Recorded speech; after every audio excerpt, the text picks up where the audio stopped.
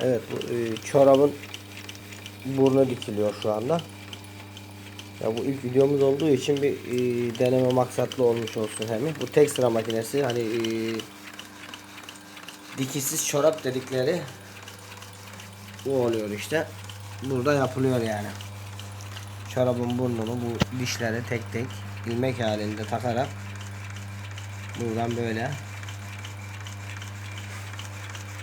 bıçağın kesmesi, fırçanın temizlemesi, burada işte çanus, iğne, taban iğnesi falan ipler buradan geliyor,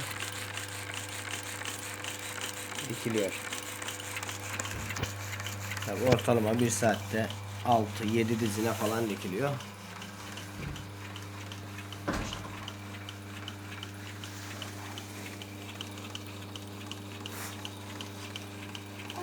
Tabii bu arada oğlumuzda ders çalıştırıyoruz.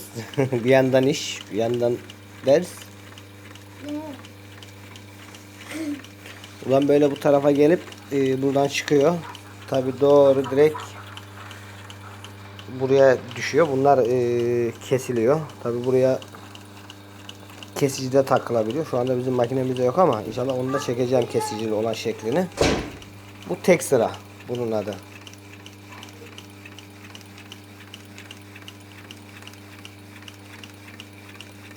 Böyle sessiz, sakin, yavaş yavaş kendi halinde çalışıyor. Tabii hızlandırmak isterseniz buraya altına halka falan dolayabiliyorsunuz bu tekerlere. Makine daha hızlı çalışıyor. Tabii hızlı takabiliyorsan, iki kişi dikiyorsan bu iki kişi de dikilebiliyor.